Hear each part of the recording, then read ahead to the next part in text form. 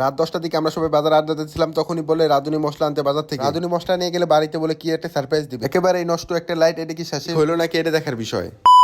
আসসালামু আলাইকুম গাইস, সকাল সকাল বের হয়ে গেছি পরিশোধে যাবো নারাই দাঁড়াই করতে। জীবনে যত আগে পিছনে যত ভুল করছি সেই ভুল সংশোধন করতে। তারা এসে দেখি মিশু মামা আরো সৌন্দর্য দেখানোর জন্য সোনো ক্রিম মাখতেছে। এটা মিশু মামার দোষ না, এটা হলো নাপিতালার দোষ। পরিশোধে যাওয়ার সময় আবার রাস্তায় নূর বন্ধুরে পেয়ে গেলাম। কি আর বলবো, কদ্দুর গাড়ি চালাইতে চালাইতে এই বৃষ্টি শুরু হয়ে গেছে। বৃষ্টিরে না পরোয়া করে চলে আসলাম রাগদি ইউনিয়ন পরিষদে। এখান থেকে ভুলগুলো সংশোধন করে বাড়ি যাইতে হবে। ওইখানে অনেক নারাই দাঁড়াই করে বাড়িতে চলে আসলাম। বাড়িতে এসে একটু কাইছি, গেট খুলে না, তাই বাজারে চলে এসে পরে সবাই আড্ডা দিতেছিলাম। তখন আমার বাসা থেকে ফোন দিছে, সুন্দর কোনো জিনিস খাইতে হয় তাহলে টাকা দিয়ে খাইতে হবে। আসার সময় যেন রাঁধুনি মশলা নিয়ে আসি। বাজার আর বেশি দেরি না করে রাঁধুনি মশলা নিয়ে বাড়ি চলে আসলাম। যাওয়ার সময় আবার এই দোকানে লাইট ছিল, এই লাইটটাও নিয়ে গেলাম। আমরা বললাম যে যত নাড়া দাঁড়াই করে লাইটটা ঠিক করে দাও। অনেক কষ্টের পরে অনেকক্ষণ পরে লাইটটা জ্বললো মনে হয়। বাসায় এসে কতক্ষণ বসার পরেই ডাক্তার সে যে খিচুড়ি হয়ে গেছে, খিচুড়ি খাইতে যাইতে বলে। খিচুড়ি খেলাম ভালো কথা, কিন্তু এত রাইতে 7 আপ যদি না খাই কি হয়, তাই বাজারে চলে আসলাম 7 আপ কিনতে। এসে 7 আপটাও পাইলাম।